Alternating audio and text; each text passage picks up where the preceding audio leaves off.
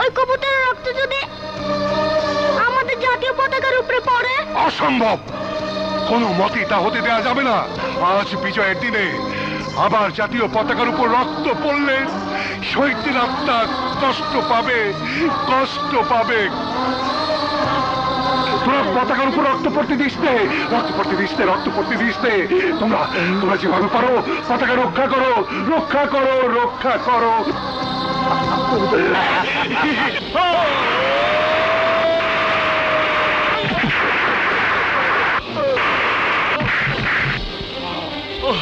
এসো তোমরা এদিকে, এদিকে, এদিকে। যাও, যাও, যাও, যাও। अरे लौंडा, तुम लोग कौन हो जो मेरे शिकार छीन लिया? पाकिस्तानी दालाल, সংযত হয়ে কথা বল। আজ বিজয়ের দিন, সারা দেশে বিজয়ের আনন্দ বইছে। বাংলার আকাশ বাতাস নদী পাহাড় বাংলার স্বাধীনতাকে স্বাগত জানাচ্ছে। স্কুলে কলেজে অফিসে আদালতে সবুজের বুকে রক্তিম সূর্য নিয়ে স্বাধীনতার পতাকা উঠছে। আজ এই পবিত্র দিনে তুই শান্তির প্রতীক পায়রার উপর গুলি চালিয়েছিস, স্বাধীনতার পতাকাকে রক্তাক্ত করতে চেয়েছিস। बात बंद कर, मेरे शिकार मुझे दे दे। শিকার, তোদের আজ এমন শিকার করব জন্মের মতো শিকারের নাম ভুলে যাবে। এই দেশে শিকার হয়েছিল ৭১ মুক্তিযুদ্ধে বাংলার বীর মুক্তিযোদ্ধারা, শিকার করেছিল পাকিস্তানি হানাদারদের। আজ আমরা শিকার করব তোদের। ये क्या नाटक शुरू हुआ? স্যার, দাও, দাও, দাও, দাও, দাও। হাই!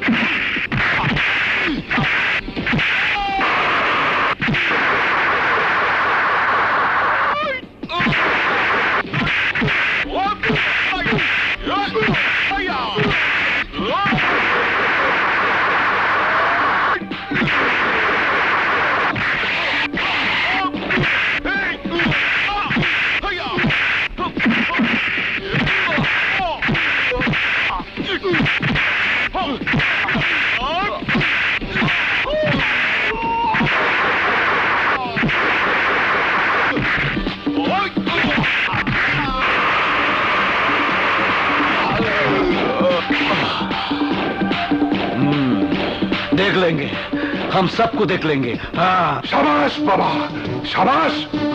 তোমরা এই যুগের যোদ্ধা, তোমাদেরকে শাবাশ।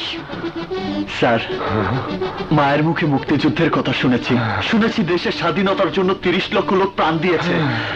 লক্ষ প্রাণের ত্যাগের বিনিময়ে যে স্বাধীনতা আমরা পেয়েছি, যে দেশ আমরা পেয়েছি, যে পতাকা আমরা পেয়েছি, তার মান আমরা রাখবই। স্যার, একটি দেশের পতাকা সে দেশের পরিচয় বহন করে, একটি দেশের পতাকা সে দেশের স্বাধীনতার স্বাক্ষর রাখে। আমাদের পতাকা সারা পৃথিবীর কাছে আমাদের পরিচয়, আমাদের সম্মান। হ্যাঁ স্যার, এই পতাকার সম্মান রাখতে প্রয়োজনে বুকে রক্ত দেব, জীবন বিলিয়ে দেব, তবু এদেশের পতাকাকে আমরা চির উন্নত রাখবো। যারা বাংলার স্বাধীনতার স্বাদ বিনষ্ট করতে চায়, যারা বিশৃঙ্খলা সৃষ্টি করে স্বাধীনতার সুফল থেকে মানুষকে বঞ্চিত করতে চায়, সেই সব স্বাধীনতা বিরোধী সন্ত্রাসীদের বিরুদ্ধে আরেকটা যুদ্ধের প্রয়োজন। তারই জন্য আবার আমরা যুদ্ধে যাব। হ্যাঁ হ্যাঁ হ্যাঁ, যুদ্ধে যাব।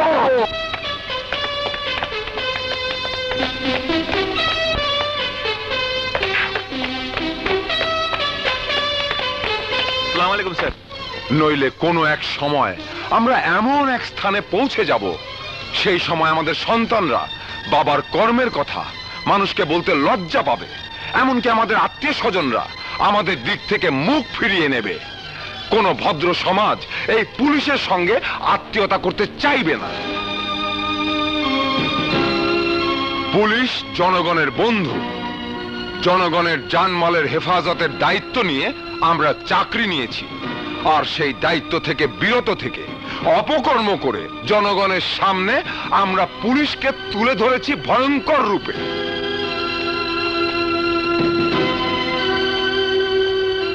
এই স্বাধীন দেশের নাগরিক হয়ে আমরা নিজেদের মা বোনের ইজ্জতের উপর হামলা করছি।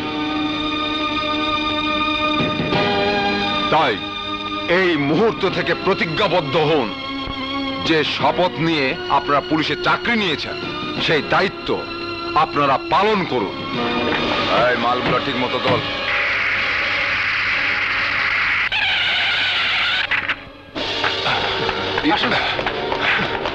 এই বাক্স দে।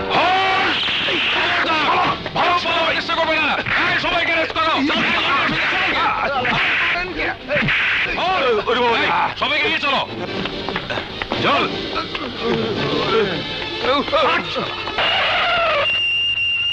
রাজা জানো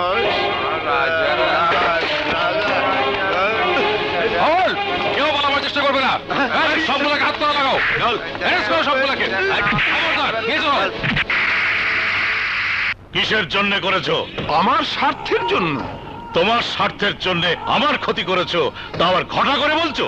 হ্যাঁ বলছি, আর বলছি এই কারণে যে আপাতত দৃষ্টিতে ক্ষতি মনে হলেও ভবিষ্যতে লাভ আছে। মিস্টার টি আলী খান। বড় ভাই, আপনি এখানে আমাকে পুরো নাম মানে টিক্কা আলী খান বলে ডাকলে বুকটার মধ্যে শান্তি পাবো। তুমি আবার টিক্কা হলে কবে? বড় ভাই, আমার পুরো নাম এটাই। ভয়ে লজ্জায় টিক্কা বাদ দিয়ে টি আলী খান হয়েছি। বাবা মা খুব আদর আর গর্ব করে নাম রেখেছিল টিক্কা খান, কারণ ছোটবেলায় আমার চাল চলন ছিল টিক্কা খানের মতো। বাবা মা নেই, তাই আপনি যদি দয়া করে পুরো নাম ধরে ডাকেন তাহলে আমি শান্তি পাবো। তা না হয় ডাকলাম, কিন্তু দয়া করে বলবে কি আমার মালামাল এবং লোক আটক করে তোমার কি স্বার্থ সিদ্ধি হয়েছে?